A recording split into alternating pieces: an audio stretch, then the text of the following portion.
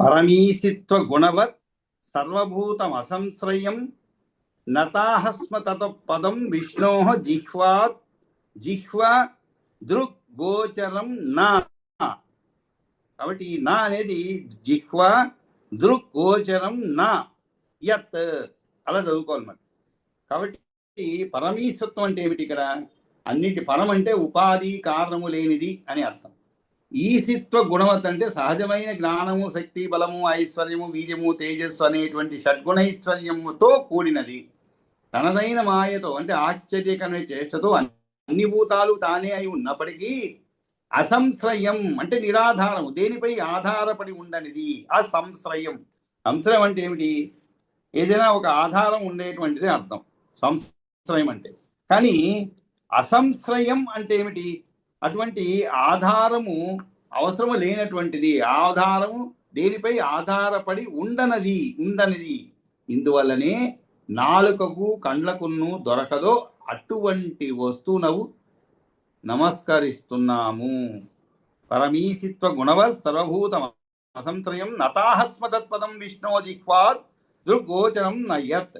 కాబట్టి ఈ విధంగా పొడవు కానిది, పొట్టు కానిది, పెద్దది కానిది, చిన్నది కానిది, రజస్తమో గుణము లేనిది, ధ్రువత్వము లేనిది, కాంతి లేనిది, ద్రవత్వము లేనిది, కాంతి లేనిది, అల్పం కానిది, దేనిని అంటనిది, శరీరస్థ జీవుడు కూడా కానిది, అవకాశము లేనిది, స్పర్శ లేనిది, వాసన లేనిది, రుచి లేనిది, కన్ను, చెవి, కదలిక, పలుకు, చేయి, మనస్సు ఇవేమీ లేనిది, పేరు, గోత్రం, సుఖం, తేజస్సు, కారణం, భయం, భ్రాంతి, నిద్ర, ముదిమి, చావు ఇవేవి లేనిది అంటే అమరత్వము అని అర్థం.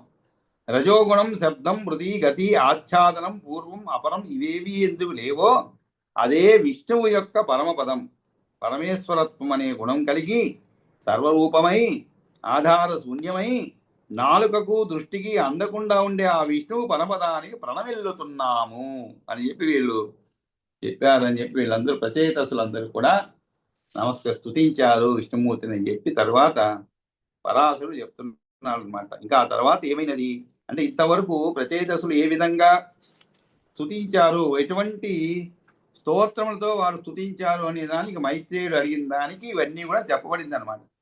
ఆ తరువాత మీరు స్తుతించిన తర్వాత ఏమి జరిగినది అనేది మళ్ళా పరాశరుడు చెప్తున్నాడు. పరాశరుడు చెప్తున్నాడు ఏమని?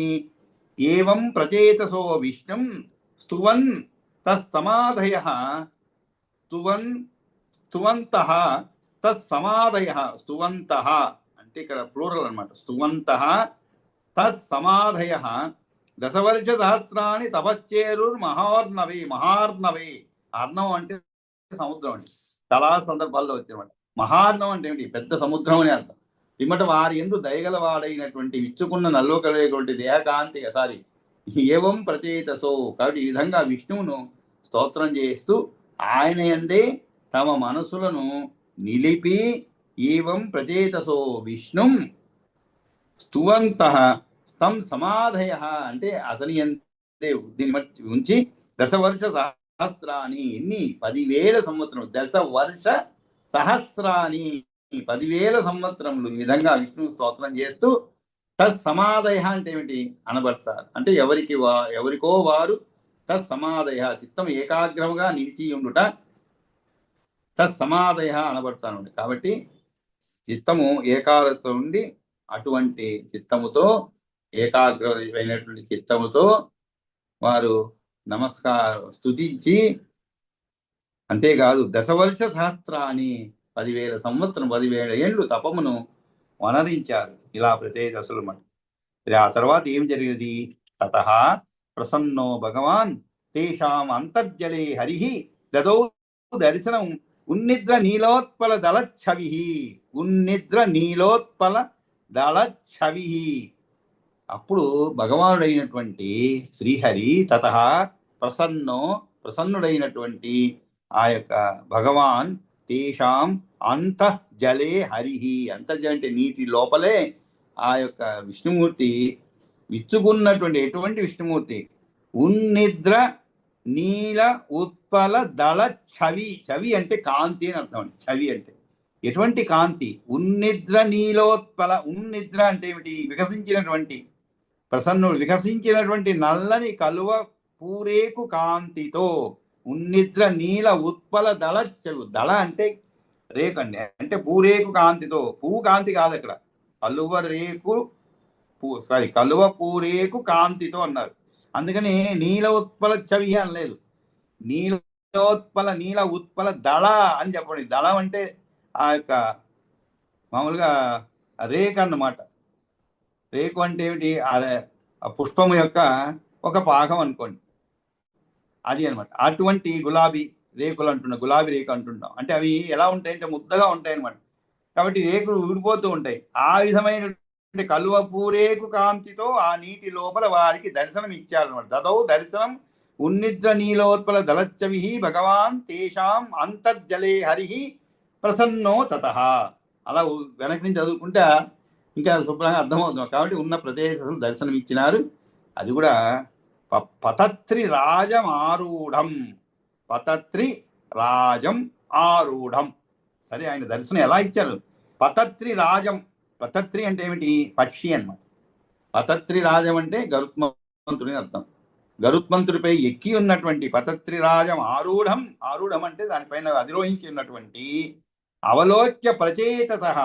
అవలోక్య అంటే చూచి, అవలోకించి. వారు ఎవరు? ప్రచేతసురు. ప్రణిపేతు, అవలోకించి ఆయనకి పాదాభివందనం చేశారు. ప్రణిపేతు ఎలాగా? శిరోభిహితం, భక్తి పారవశతో వంగిన శిరస్సుతో. అది కూడా భక్తి భార అవన అమితై. భక్తి భార అవన అమితై. అమితై అంటే చాలా అని అర్థం. అంటే ఎక్కువ భక్తి పారవశ్యంతో వంగిన శిరస్సులతో, వంగిన శిరస్సులతో ఆయనకు పాదాభివందనం చేశారనమాట. కాబట్టి గరుత్మంతుడిపై ఎక్కున్న విష్ణువు చూసిన ప్రదేశాలు భక్తి అనే భారము చేత వంతబడిన తల్లు కలిగిన వారి ఆయనకు సాష్టాంగ నమస్కారం చేసినారు. తలలు ఎందుకు వంచారు? భక్తితో వంచారు అనమాట. కాబట్టి పతత్రిరాజమారూఢం అవలోక్య ప్రచేతత ప్రణిపేతు శిరోభిహితం భక్తి భారావన, భక్తి భార అవన అమితై, భక్తి భారావనామితై. ఆ విధంగా ఆయనకి నమస్కరించారు. తత తాన్ ఆహ భగవాన్. అప్పుడు భగవంతుడు కూడా వారి యొక్క భక్తికి మెచ్చి తత తాన్ ఆహా, తాన్ అంటే వారిని, ఆహా అంటే వారితో పలికాడు అనమాట. భగవంతుడు వారితో ఇట్లా పలికినాడు. ఏమని? ప్రణిపత్య ప్రచేతస యదా పిత్ర ప్రసాద సుముఖో అహం, వియతాం ఈప్సితో వరహ. వ్రియతాం అంటే కోరుకోమని చెప్పాలి. వ్రియతాం అంటే కోరుకోండి. ఏమిటి? ఈప్సితో వరహ, మీకు ఏది ఇష్టమో అటువంటి వరమును. ఈప్సితో వరహ అంటే మీకు ఇష్టం వచ్చిన వరం కోరుకోండి. ప్రసాద సుముఖో అహం, అనుగ్రహ దృష్టితో మీకు ప్రసాద సుముఖో అహం వరద సముపస్థిత. కాబట్టి మీకు వరమియాలనేటువంటి కోరికతో సాక్షాత్కరించాను అనమాట. కాబట్టి ఓ ప్రచేతసులారా, నేను మీ యందు అనుగ్రహం కలవాలని తస్థానాహ భగవాన్ వ్రియతామీప్సితో వరః ప్రసాద సుముఖో అహం ఓ వరద సముపస్థిత తతస్తమూచు వరదం ప్రణిపత్య ప్రచేతస యథా పిత్రా సమాదిష్టం ప్రజానాం వృద్ధి కారణం. అప్పుడు సరే అవకాశం వచ్చింది. ఆయనే అడుగుతున్నారు, మనం ఏందో వద్దనాలి. కాబట్టి ఇది ప్రచేతసులు కూడా ఎప్పుడైతే నేను మీ యందు అనుగ్రహం కలవాలని మీకు నా వరములు ఇవ్వడానికి వచ్చినా అని చెప్పారో, వెంటనే మీకు నచ్చిన వరాన్ని కోరుకోండి అని కూడా చెప్పారనమాట. అప్పుడు ప్రచేతసులు మరొకసారి ప్రణామం చేసి తతస్థామూచు వచనం ప్రణిపత్య ప్రచేతస తతస్తమూచు వరదం. వరదం అంటే వరములు ఇచ్చేటువంటి వాడు, దమ్ అంటే ఇవ్వడం. వరదం ప్రణిపత్య ప్రచేతత, అతనికి నమస్కారం చేసి మళ్ళా ఒకసారి తండ్రి గారి చేత ఆజ్ఞాపించబడిన యథా పిత్ర సమాదిష్టం. యథా అంటే ఏ విధంగానైతే పిత్ర తండ్రి చేత సమాదిష్టం ఆజ్ఞాపించినటువంటి ప్రజానాం వృద్ధి కారణం, సంతానాభివృద్ధి విధాన్ని వివరించారన్నమాట. వృద్ధి కారణం కాబట్టి ఏదైతే తండ్రి గారి చేత ఆజ్ఞాపించబడినదో తీరుగా ప్రజావృద్ధి కారణమును కోరుకున్నాడు అనమాట. యథా పిత్రా సమాదిష్టం ప్రజానాం వృద్ధి కారణం నచాపి దేవత్తం దత్వా యథా అభిషం వరం అంతర్ధానం జగామాసు తేజ నిశ్చక్రము జలాత్. నిశ్చక్రము జలాత్, జలాత్ అంటే నీటి నుండి. సచ అపి దేవ తం దత్వా యథా అభిలషతం వరం. సచ అపి దేవః తం దత్వా, అంటే వారికి భగవంతుడు కూడా వారు కోరుకున్న వరాన్ని ఇచ్చి ప్రసాదించి వెంటనే అంతర్ధానమయ్యాడు. యథా అభిలషితం వరం. అభిలషితం అంటే ఏమిటి? కోరుకున్నటువంటి వరమును ఇచ్చి అంతర్ధానం జగామ ఆసు. అంతర్ధానం జగామ ఆసు అంటే ఏమిటి? వెంటనే అని అర్థం. ఆసు అంటే వెంటనే. ఆసు కవిత్వం అంటే ఏమిటి? మనం అడిగిన సమస్య, ఏదైనా సమస్య ఇవ్వగానే మీరు బలాన్ని వారిని వర్ణించండి అనగానే ఒక కవిత్వం చెప్పేస్తుంటారు అనమాట. అది చాలా కష్టమైనటువంటి పని అన్నమాట. అంటే వర్ణన అనేది చాలా కష్టమైనది. ఒక సందర్భం ఇస్తారు, లేకుంటే ఏదో ఒక సందర్భం అన్నమాట. పిల్లవాడిని తల్లి కొట్టినది, ఆవిడ పిల్లవాడి మనసులో ఉండేటువంటి తల్లి గురించి ఉండేటువంటి భావన ఏమిటి అని ఒకసారి అడుగుతారు. అడిగితే ఈయన ఎటువంటి తడబాటు లేకుండా చెప్పగలగాలి. అదే ఆసు కవిత్వం అంటే అనమాట. చక్కటి పదం. అది కూడా చెప్పడం అంటే ఏదో చెప్పడం కాదండి. కవిత్వాలు చాలా రకాలు ఉంటాయి. కొన్ని ఏదో సరదాగా చెప్పుకునేవి ఉంటాయి. అవన్నీ పెద్దగా ప్రాముఖ్యత ఉండదు. దాంట్లో ఎటువంటి పట్టు ఉండదు అనమాట. అటు సాహిత్యం ఉండదు, అటు ఏమీ ఉండదు, ఛందస్సు ఉండదు, ఏమి ఉండదు. కానీ వీటన్నిటినీ ఛందోబద్ధంగా చెప్పగలగాలన్నమాట. అదే ఆసు కవిత్వం అంటే. ఆ పిల్లవాడి మనసులో ఏముందో ఈయన ఊహించుకోవాలన్నమాట. ఊహించుకొని దాన్ని అక్షరబద్ధం చేయాలి. ఆ విధంగా ఇక్కడ యథాపిత్ర సమాధిష్టం ప్రజానం వృద్ధిగానం సచాపి దేవహతం దత్వా యథా అభిలిషతం వరం.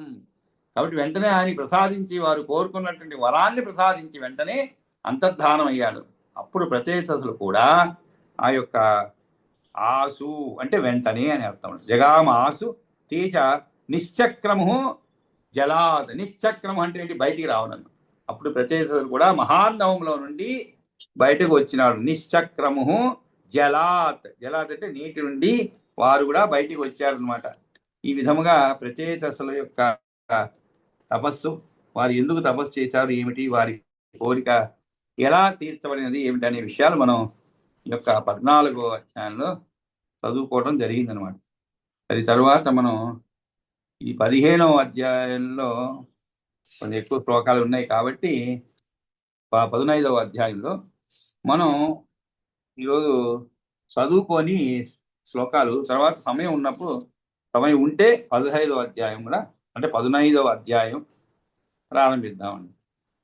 కాబట్టి ఈరోజు మరి చదివేదానికి ఎవరైనా ఉన్నారో, లేదంటే నేను 15వ అధ్యాయానికి వెళ్ళిపోతాను. అడిగాను దాసోహం అండి. నమస్కారం. నన్ను చదవమన్నారు. పర్వాలేదు, చదవండి. చతుర్దశో అధ్యాయ ప్రచేతసాం జన్మాదికం.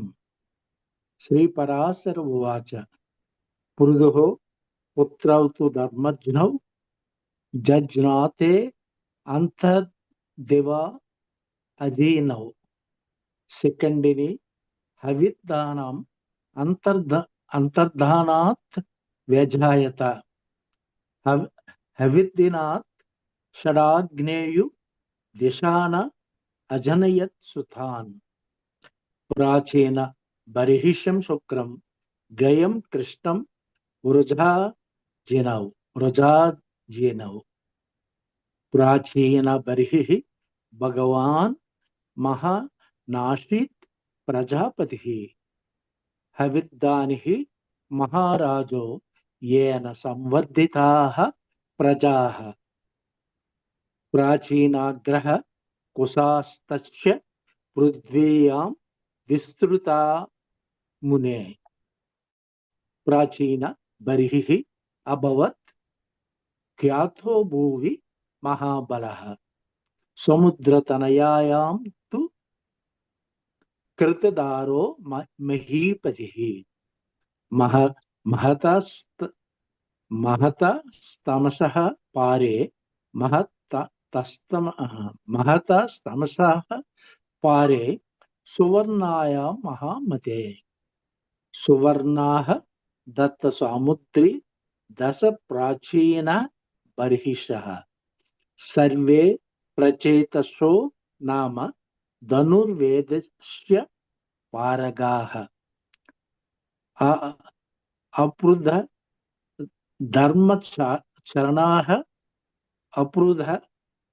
ధర్మచరణాః తే తప్యంత మహత్తపః. दशवर्षसहस्राणि समुद्रसलिले शयाः। श्रीमैत्रेय उवाच यदर्थं ते महात्मनाः तपस्तेपुः महामुने प्रचेतसः समुद्राम्बसि एतत् आख्यातु मर्हसि। श्रीपराशर उवाच पित्रा प्रचेतसः प्रोक्ताः प्रजार्दम् अमितात्मना प्रजापतिनियुक्तेन बहुमान पुरस्सरम्। प्राचीन बर्हि उवाच ब्राह्मणा देवदेवेन समादिष्टो अस्म्यहं सुताः प्रजा संवर्धनीयास्ते मया चोक्तं तदेति तत् तन्मम प्रेतये पुत्रः प्रजावृद्धिम् अतीन्द्रताः कुरुध्वं मानवीयवः सम्यगाज्ञा प्रजापतेः। श्रीपराशर उवाच ततस्ते तत् प्रीतु श्रुत्वा वचनं नृपनन्दनाः तदेत्युक्त्वा च तं भूयः पप्रच्छु पितरं मुने। प्रचेतस ऊचुः येन तात प्रजावृद्धौ समर्थः कर्मणा वयं भवेम तत्समस्तं नः कर्म व्याख्यातु अर्हसि। पितो उवाच आराध्य वरदं विष्णुं इष्टप्राप्तिम् असंशयं समेत नान्यथा मर्त्यः समेति नान्यथा मर्तः किम् अन्यत् कथयामि वः। तस्मात् प्रजा विवृद्ध्यर्थं सर्वभूतेश्वरं हरिम् आराधयत गोविन्दं यदि सिद्धि बिप्सदः सिद्धिं बीप्सदः धर्ममर्थं च कामां च मोक्षं च अन्विचतं तथा आराधनीयो भगवान् अनादिः पुरुषोत्तमः यस्मिन् आराधिते सर्गं चकाराधौ प्रजापतिः तमाराध्य च्युतं वृद्धिः प्रजानां वो भविष्यति। श्रीपराशर उवाच इत्येव मुक्तास्ते पुत्राः पित्रा प्राचेतसा दश मग्नाः पयोधिसलिले तपश्चेरुः समाहिताः दशवर्षसहस्राणि न्यस्तचित्त जगत्पतौ नारायणे मुनिश्रेष्ठ सर्वलोकपरायणे तत्रैव ते सिता देवम् एकाग्र मनसो हरिम् तुष्टुपूर्यः स्तुतः कामान् स्तोष्टु रिष्टान् प्रयच्छति। श्रीमैत्रेय उवाच स्तवं प्रचेतसो विष्णुः समुद्राम्बसि यं स्थिताः चकृस्तं मे मुनिश्रेष्ठ सुपुण्यं वक्तुम् अर्हसि। श्रीपराशर उवाच शृणु मैत्रेय गोविन्दं यथा पूर्वं प्रचेतसः तुष्टुः तन्मयूभूताः समुद्रसलिलेशयाः। प्रचेतस ऊचुः नतास्म सर्ववचसां प्रतिष्ठा यत्र शाश्वती तमाद्यं तमशेषस्य जगतः परमं प्रभुम् ज्योतिराध्याम नौपम्यम्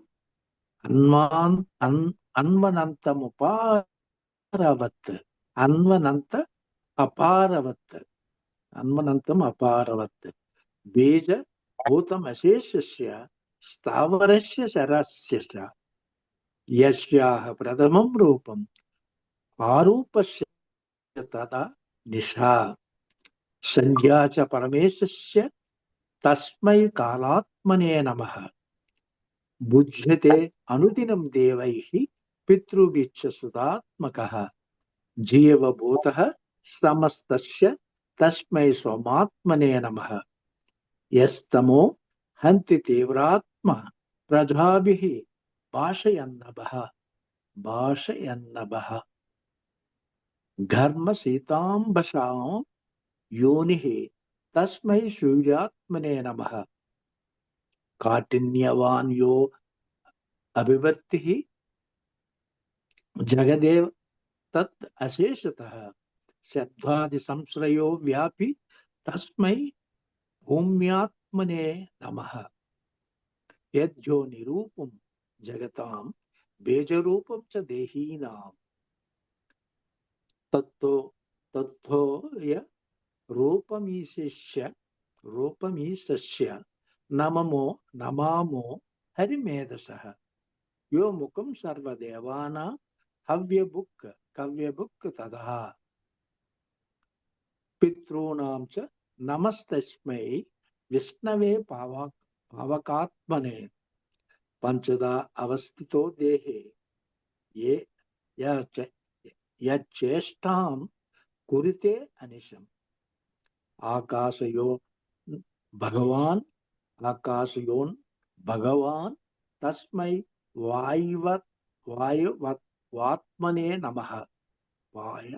वात्मने नमः अवकाशम् अशेषाणां भूतानां य प्रयच्छति अनन्तमूर्तिमान् शुद्धः तस्मै व्योमात्मने नमः नमस्तेन्द्रियसर्गस्य यस्ततः स्थानमुत्तमम् तस्मै श्रद्धातिरूपाय नमः कृष्णाय वेदसे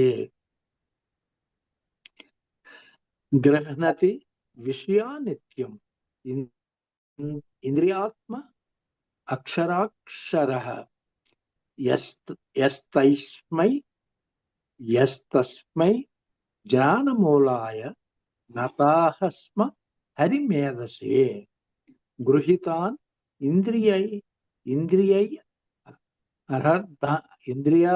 अर्थान् आत्मनेय प्रयच्छति अंतकरणभूताय तस्मै विश्वात्मने नमः यस्मिन्ननन्ते सकलं विश्वं यस्मात् तदोद्गतं लयस्थानं च यस्तस्मै नमः प्रकृतिधर्मिणे शुद्ध संलक्षिते प्रान्त्य गुणवानीवया यो गुणः तम आत्मरूपिणां देवं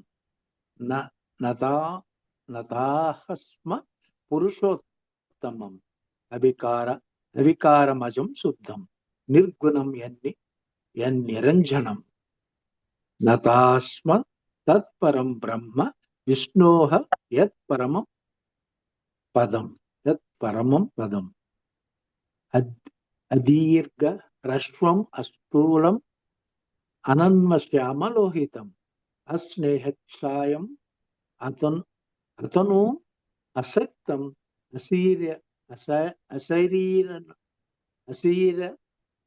అశరీరణం అలాగే అడియ అశరీరణం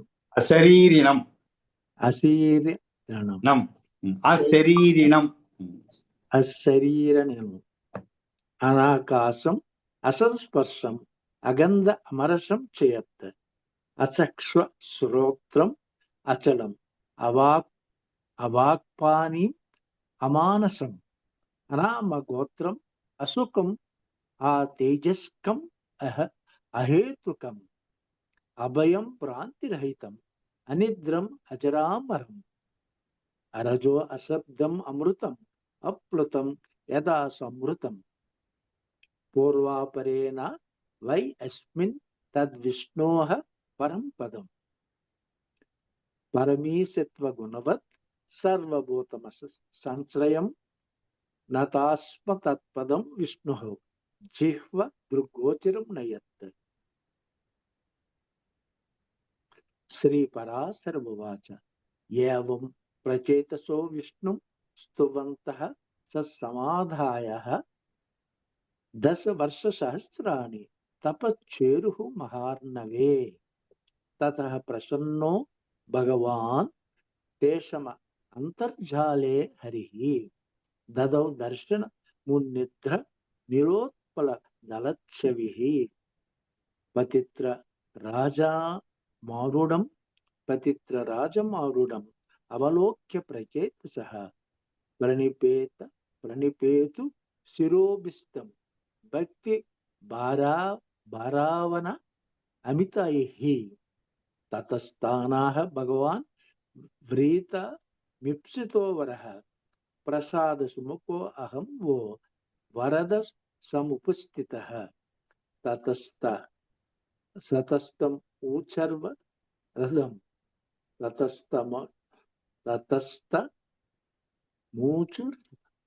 వరదం ప్రణిపత్య ప్రచేతసః యథా పిత్ర సమాదిష్టం ప్రజానాం వృద్ధి కారణం నచాపి దేవస్థం దత్వా యథా అభిలాషితం వరం అంతర్ధానం జగామాశు తేచ నిశ్చక్ర ముజ్జలాత్.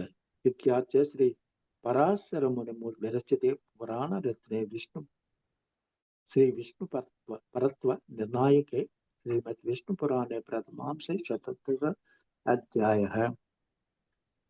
దాసోహండి అదే నిన్న నేను ఆబ్సెంట్ అయ్యాను అడిగాను. కూడా చదివి చెప్పాల్సింది చెప్తాను. మీరు అడగకపోయినా చెప్పవలసింది గురువు బాధ్యత. కాబట్టి ఇక్కడ అంటే కొన్ని కామన్ మిస్టేక్స్ అంటాం, అంటే అవి ప్రత్యేకంగా చెప్పాల్సిన అవసరం లేదు. అవి ఎక్కడ వచ్చినా కూడా దాన్ని కొంచెం ఉచ్చరించడంలో దోషం ఏర్పడింది. అది ముఖ్యంగా జ్ఞాన అనే అక్షరాన్ని మీరు జ్ఞాన అంటున్నారు, జా అంటున్నారు. ఉదాహరణ జ్ఞాన అనే అక్షరం వచ్చిన చోటంతా కూడా జా పలుకుతున్నారు. జ్ఞాన అనే చోటంతా కూడా అది అన్ని చోట్ల కూడా అలా పలికారు. కాబట్టి అది ఒక కామన్ మిస్టేక్ కింద పెట్టుకుందాం. ఎస్ తస్మై జ్ఞాన మూలాయ అన్న చోట జ్ఞాన మూలాయ అంటున్నారు. అన్ని చోట్ల ఎక్కడెక్కడ జ్ఞా వచ్చిందో అక్కడ జ్ఞా అంటున్నారు. అది సరి చేసుకోండి. తరువాత ఇంకా వరుసగా అదే మొదటి శ్లోకంలోనే జజ్ఞాతే అంతర్దివాదినౌ, ఇక్కడ పృదోహ పుత్రౌతు ధర్మజ్ఞౌ, అక్కడ ధర్మజ్ఞౌ అన్నారు. అంటే ఇందాక చెప్పింది అనమాట, ధర్మజ్ఞౌ అని చదవాలన్నమాట. జజ్ఞాహతే అక్కడ కూడా జజ్ఞా అనాలి. ఎందుకంటే కింద నా లాగా ఉంటుంది చూడండి, కింద నా లాగా ఉంటుంది. ధర్మజ్ఞౌ అంటే ధర్మాన్ని తెలిసినటువంటి వారు అని అర్థం. నా అంటే తెలిసినటువంటి ధర్మజ్ఞౌ అని. తర్వాత అది వచ్చినప్పుడు కొంచెం చూసుకోండి. తర్వాత 33వ శ్లోకంలో ప్రాచీన బర్హి భగవాన్ మహాన్ ఆసీత్ అంటే మహాన్ ఆసీత్ అవుతుంది. అది అంటే మహాన్ అంటే ఏంటి? గొప్ప అని అర్థం అంట. గొప్ప ప్రజాపతి మహారాజు. మహాన్ ఆసీత్ అంటే ఉండెను అని అర్థం. 33వ శ్లోకం కాదు 3వ శ్లోకం అండి. 3వ శ్లోకం ప్రాచీన బర్హి భగవాన్ మహాన్ ఆసీత్ ప్రజాపతి. అక్కడ మహాన్ ఆసీత్ అన్న చోట కొంచెం పలికేటప్పుడు కొంచెం సరిగ్గా పలకలేదు. తరువాత ఇంకా కూడా 8వ శ్లోకంలో అంటే యథార్థం తే మహాత్మానః, యథార్థం తే మహాత్మానః, నాహ అనకూడదండి, మహాత్మానః అంటే ఇక్కడ మహాత్మనః అంటే ఏమిటి? ఏకవచనం అంటే మహాత్మానః అంటే బహువచనం. మహాత్మానః తపః తేపుః మహామునే, అది తపస్తేపుః మహామునే. తర్వాత 10వ శ్లోకంలో బ్రహ్మణ అని చదవండి. మీరు బ్రాహ్మణ అన్నారు. బ్రహ్మణకు చాలా తేడా. బ్రహ్మణ అంటే బ్రహ్మచేత, బ్రహ్మణ దేవదేవేన సమాధిష్టో అస్మి అహం. సమాధిష్టో అస్మి అహం, అది రెండు కలిపితే అస్మి అహం అవుతుంది. అస్మి అంటే ఉన్నాను అని. ఎవరున్నారు? అహం నేను, నేను ఉన్నాను. ఏమని ఉన్నావు?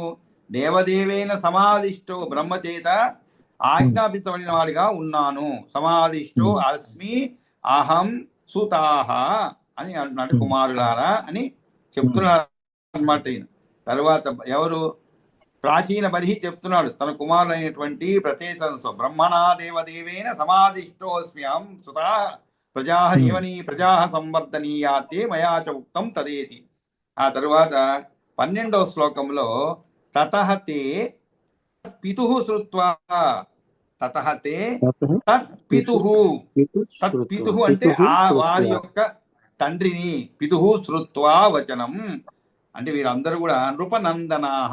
తతః తే తత్పితుః శ్రుత్వా వచనం అంటే ఆ రాజనందనులు తండ్రి చెప్పిన మాట విని తతేతి యుక్త్వాతు తం భూయః పప్రచ్చుః. పప్రచ్చుః అంటే ప్రశ్నించడం, మళ్ళీ అడగడం అని అర్థం అంట. పప్రచ్చుః ఎవరిని? పితరం మునే. మునే అంటే ఇక్కడ సంబోధన, మైత్రేయుడికి చెప్తున్నాడు పరాశరుడు. అది తర్వాత 14వ శ్లోకంలో ఆరాధ్య వరదం విష్ణుం ఇష్టప్రాప్తిం అసంశయం. విష్ణు ఇష్టప్రాప్తిం అసంశయం అంటే ఇష్టప్రాప్తికి ఆరాధ్య వరదం అంటే వరాన్ని ప్రసాదించేటువంటి విష్ణుమూర్తిని ఆరాధించి మానవుడు ఏ సందేహం లేకుండా ఇష్టప్రాప్తిని సమేతి నాణ్యత, అంతేగాని వేరే విధంగా దొరకదు అని చెప్పి. తర్వాత 15వ శ్లోకంలో తస్మాత్ ప్రజా వివృద్ధ్యర్థం సర్వభూత ప్రభుం హరిం. భూతేశ్వరం హరిమనం ఉందా? అయితే పర్వాలేదు, మీ పుస్తకాలు అలా ఉందేమో. సర్వభూతేశ్వరం హరిం అన్నా కూడా అదే అర్థమే, సర్వభూత ప్రభు అన్నా కూడా అదే అర్థమే. సరే. ఆరాధయత గోవిందం యది సిద్ధిం అభీప్సత. యది సిద్ధిం అభీప్సత, అభీప్సత వస్తుంది. సిద్ధిం అభీప్సత ఉంది కదా. ఆ సిద్ధిం అభీప్సత, అభీప్సత అంటే కోరుకోవడం అన్నమాట. అంటే మీరు ప్రజాభివృద్ధి కోసమే ఒకవేళ మీరు అనుకుంటే, సిద్ధిని మీరు ఆపేక్షిస్తే అంటే కోరుకుంటే, అప్పుడు మీరు సర్వప్రాణికోటికి ప్రభు అయిన గోవిందుడైన శ్రీహరిని ఆరాధించండి అని చెప్తున్నారు అన్నమాట. ఆ తరువాత 16వ శ్లోకంలో ధర్మం అర్థం చ కామంచ మోక్షం అన్విష్యత సదా. మోక్షం అన్విష్యత, అక్కడ మోక్షం అన్విష్యత సదా అలా చదవాలన్నమాట. మోక్షం అన్విష్యత అంటే కోరుకున్న వారే అని, కోరుకునే వారందరికీ కూడా అని. తర్వాత 17వ శ్లోకంలో 2వ పాదంలో తం ఆరాధ్య అచ్యుతం. అచ్యుతం అది తమారాధ్యాచ్యుతం అంటుంది. తం ఆరాధ్య అచ్యుతం. అచ్యుతం అంటే తెలుసు, వదిలిపెట్టేటువంటి వాడు అని అర్థం. అచ్యుతం అంటే మనల్ని ఎవరైనా ఆశ్రయిస్తే, విష్ణుదేవుని ఏదైనా మనకి కోరికలతో కానీ శరణు వేడితే అచ్యుతిని అంటే పూజిస్తే, తం ఆరాధ్య అచ్యుతం వృద్ధి ప్రజానాంవో భవిష్యతి. అచ్యుతం అని. తర్వాత 18వ శ్లోకంలో 2వ పాదంలో మగ్నాః పయోధి సలిలే తపః తేపుః. తపస్తేపుః అని ఉంటుంది. తపః తేపుః సమాహితాః. సమాహిత అంటే ఏకాగ్రత. మీ దగ్గర చేరుహు అని ఉండొచ్చు, తపః చేరుహు అని ఉండొచ్చు, అది కూడా చేరుహు సమాహితః. చేరుహు అంటే కూడా అదే అర్థమే. చేపుహు లేదు తేపుహు, రెండు కూడా అదే అర్థంలో వస్తున్నది. తర్వాత 20వ శ్లోకంలో 2వ పాదంలో తుష్టూః యః స్తుతః. తుష్టూః యః స్తుతః అంటే ఎవరినైతే స్తుతిస్తే అర్థం. తుష్టూః యః స్తుతః కామాన్ స్తోతుః ఇష్టాన్. స్తోతుః ఇష్టాన్ ప్రయచ్చతి. స్తోతుః అంటే ఎవరినైతే, స్తోతుః ఇష్టాన్ అంటే ఎవరినైతే పూజిస్తే స్తుతిస్తే కోరికలు తీరునో అటువంటి అతనిని శ్రీహరిని వారు స్తుతించారు. తరువాత 22వ శ్లోకం. తుష్టువు తన్మయీభూతాః.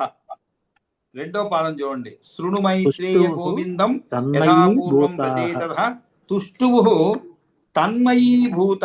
తన్మయీభూతం అంటే ఏమిటి? తన్మయత్వ చిత్తం అన్నమాట. అంటే తన్మయత్వం పొందటం. అటువంటి తుష్టువు అంటే అతనిని స్తుతించారు. ఎలాగా? తుష్టువు తన్మయీభూత సముద్ర సలిలేశయా. కాబట్టి మైత్రేయ శృణు, మైత్రేయ గోవిందం యథాపూర్వం ఇంతకుముందు ఎలాగైతే గోవిందని స్తుతించారో అది నీవు చెప్పబోతున్నానని చెప్పి పరాశరుడు మైత్రేయుడికి చెప్పి ఆ తర్వాత ప్రచేతసులు ఏమన్నారు అనేది తర్వాత శ్లోకం నుంచి 23 నుంచి ప్రారంభమవుతుందన్నమాట. ఇక్కడ జ్యోతిరాదిత్య మనోపమ్యం అనంతమపార. 24వ శ్లోకంలో జ్యోతిరాద్య అనౌపమ్యం. జ్యోతి ఆద్య అనౌపమ్యం. అనౌపమ్యం అంటే అనౌపమ్యం అంటే ఎటువంటి ఉపమానం లేనటువంటిది. ఎటువంటి ఉపమానం లేని అనౌపమ్యం. అనౌపమ్యం. ఇంకా ఇక్కడ తర్వాత బాగానే చదివారు. 27వ శ్లోకం చూడండి. యస్తమోహంతి తీవ్రాత్మ స్వభావేర్వాసయన్ నభః ఘర్మ సీతాంబసాం యోనిః తస్మై. యోనిః తస్మై అని ఉండాలి. యోనిః తస్మై సూర్యాత్మని నమః. యోని అంటే జన్మస్థానం అని అర్థం అండి. యోని అంటే తస్మై సూర్యాత్మని నమః. ధర్మ గుర్మ సీత అంబసాం. సీత అంటే చల్లదనం అండి. ధర్మ అంటే వేడి అండి. ధర్మ సీత అంబసాం. వీటన్నిటికీ కూడా అంబసాం యోని. యోని అంటే ఏమిటి? కారణభూతుడు అని అర్థం. యోని అంటే కారణభూతుడైనటువంటి తస్మై అతనికి. ఎవరికి? సూర్యాత్మనే నమః. సూర్య స్వరూపుడైన ప్రభువుకు నమస్కారము అని అర్థం అన్నమాట. ఆ తర్వాత 31వ శ్లోకంలో ఆకాశయోనిర్ భగవాన్ తస్మై వావ్య ఆత్మనే నమః. వాయువ్యాత్మనే నమః. ఇందాక కూడా చెప్పేటప్పుడు చెప్పా. అంటే వాయవ్య అనేటువంటి వాయవ్యాన్ని పలుకుతున్నా, కానీ ఇక్కడ వాయువు అంటే అది వాయువు ఆత్మనే నమః. అది వాయువు ఆత్మనే నమః అవుతుంది. అంటే వాయువు అంటే గాలి అన్నమాట. గాలికి వాయు స్వరూపుడైనటువంటి విష్ణువుకు నమస్కారము. 33వ శ్లోకము. సమస్త ఇంద్రియ వర్గస్య. అది సమస్తేంద్రియ వర్గస్య. చదివేటప్పుడు సమస్త ఇంద్రియ వర్గస్య అంటే ఎవడు? సమస్తములైన ఇంద్రియాల వర్గస్య. సమస్త ఇంద్రియ అని చదవాలి. తరువాత ఇంకా చివరిది ఒకటి చెప్పుకుందాం. 48వ శ్లోకము. 45వ శ్లోకంలో తతః ప్రసన్నో భగవాన్ తేషాం అంతః జలే హరిః. భగవాన్ తేషాం అంతః జలే హరిః. జలే అని చెప్పండి. జలం అంటే నీరు అని అర్థం. అంతర్జలే అంటే నీటి లోపల అని అర్థం. అంతః జలే హరిః. అంతః అంటే లోపల, జలే అంటే నీటిలో అన్నమాట. తర్వాత పతత్రి అనాలండి. 46వ శ్లోకం. పతత్రి రాజం. పతత్రి రాజం. పతత్రి అంటే పక్షి అండి. పక్షి రాజు అంటే గరుత్మంతుడు. పతత్రి రాజం ఆరూఢం అవలోక్య ప్రచేతస. అవలోక్య. తర్వాత 48 తతః తం ఊచుః వరదం. తం ఊచుః వరదం. ఊచుః అంటే పలకటం అని అర్థం. తతః తం ఊచుః వరదం. అప్పుడు ప్రచేతసులు ఆ వరదనకు ప్రణామం. తర్వాత 49వ శ్లోకం చివరిది. అంతర్ధానం జగామ